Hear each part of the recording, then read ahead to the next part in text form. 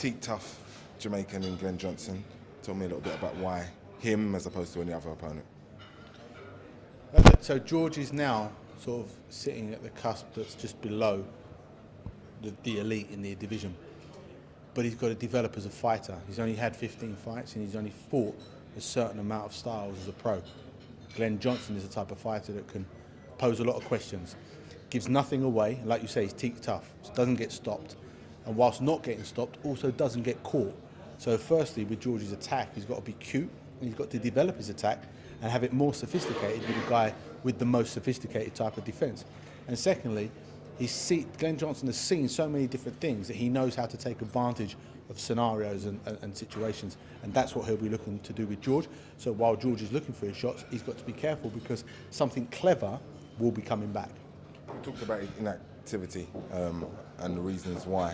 What's he shown you in training and behind the scenes that enables you to think that he's up for this fight, he's ready for this? Enough is the answer to that Tell question. me what it is. Well, no, because there's too many things, and I'm not going to start Give me talking a about top three then. Well, what is boxing? Boxing is about hitting and not getting hit. The punches that you land, you want them to be quick and unpredictable, and the punches that you don't get caught with, you want to be able to read them and position yourself in the right positions. Well, it's boxing. I guess my question is, how have you got him to that point? By day in, day out, drilling things that we think make total sense for his style and for the people that he's going to fight, and it's all about repetition. Not trying to get too clever. Sticking to basics, make the basics solid, and then drilling certain things. The fight in America, what most impressed you about that? Apart from the win, obviously. The finish was good.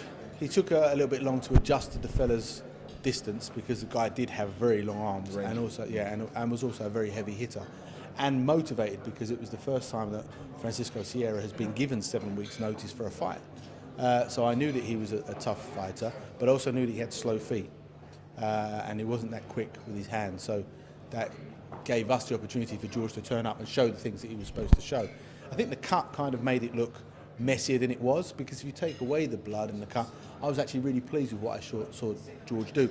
Really pleased with how he set up certain things, especially I was more pleased and impressed with his setup for the finish rather than the finish itself. Frank said 2 or 3 fights before a world title. You said 3 or 4. Which one is it?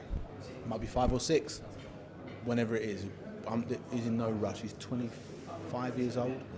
25, I think. Yeah, 25 24. Years old, and has had 15 fights. Unbeaten, building respect in the trade, building a following for people that pay to watch him fight. There's no rush.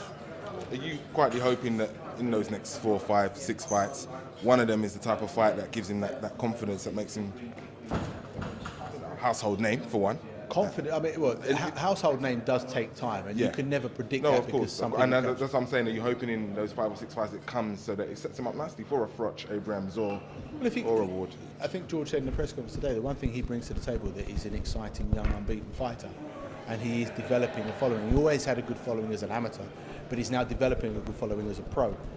And as he builds as a fighter, the more he fights, the more people will see him, the more it will build.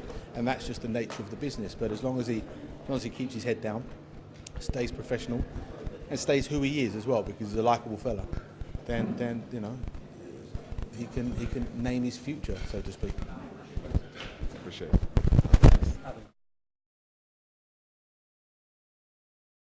Hard work, dedication.